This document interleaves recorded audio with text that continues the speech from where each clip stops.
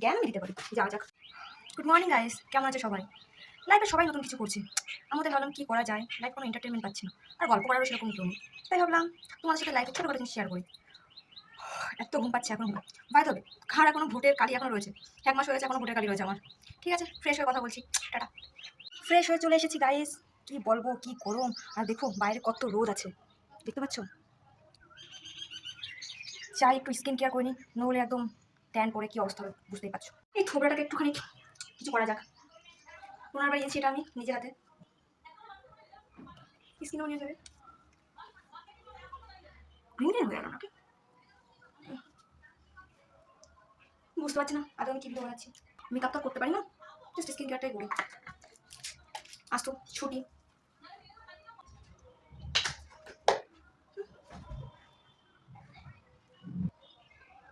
এই কালারটা পরা যাকের সঙ্গে আমার খুব ফেভারিট কালার, সব কিছুর সাথে মানায়। জিন্স পরো, কুর্তি পরো, টু জেড সবার সাথে। এটা কথা আছে না, খাবে খাপ, বাকিটা তো আর বললাম না। কিন্তু আমাদের কালো কেন লাগছে? সময় সব খুলে রাখতে হয়, মানে আমার ঘুম হয় না, কারণ নিজের জিনিসে নিজেরই কেটে উড়ে যায় ফ্রেজের। আমার বেরোতে হবে, কিন্তু রোদে আর ইচ্ছা করছে না, কিন্তু কিছু করার নেই।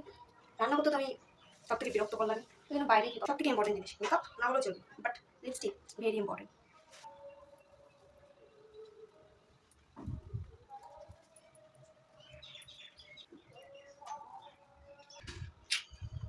চুলটা মোটামুটি শুকিয়ে গেছে, এবার চুলটাকে আমার খোপা করে নিই, বেরোতে হবে। এই তো হয়ে গেছি, এবার বেরোনো যাক।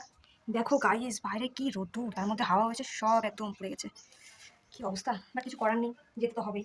তার আগে আমার চশমাটা পরে নিই, এটা ছাড়া তো আর নেই। Style style. আর এই রোদ্দুরে ছাতাটা তো লাগবেই, তোমরা কিন্তু সবাই ছাতা নিতে ভুলো না কিন্তু। আর এই গরমে কিন্তু সবাই বেশি করে জল খাবে বলে দিলাম। আমি যদিও খাই না, জ্ঞান আমি দিতে পারি। যাওয়া যাক।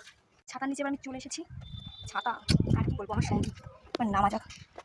আর সিঁড়ি ভাঙতে ভাঙতে শেষ আমি। কে আছে, কোথায় থাকো সারাদিন? খুঁজেই পাই না তোমাকে আমি। কি বলছো? আমি কি বলবো, মা মানুষকে প্রণাম করে বেরিয়ে পড়লাম। ওদের বেরোনোর মজাটাই আলাদা, যে না বেরোবে সে এসব বুঝবে না, ওর জন্য আমি প্রত্যেকদিন বেরিয়ে পড়ি। কিন্তু গরমে লোকজন একদম দেখাই যায় না রাস্তায়। এখন এই মাঠে একটা লোক দেখা যাচ্ছে না, সবাই বলছে রোদ দেখা যাচ্ছে না, কিন্তু বিকাল হলে আমাদের আবার গৌমাতার সাথে দেখা হয়ে গেল। হ্যালো, আমার ব্যাগে যাই, এখন বিকাল আছে। আমার এত হাসি পাচ্ছে নিজের নিয়ে। একটা ছোট্ট পার্ক আছে, পার্কে বাচ্চাদের থেকে বেশি আমাদের মতন বুড়ো বুড়ো ছেলেমেয়েরা বেশি খেলাধুলা করে। কথাবার্তা আমার করতে করতে চলে আসলাম, অনেক কষ্ট হয়ে গেছে। দেখো গাইস কি অবস্থা, সব হাওয়াতে ফেলে দিয়েছে। অনেক কষ্ট হয়ে গেছে, অনেক গল্প না, আবার কাল গল্প।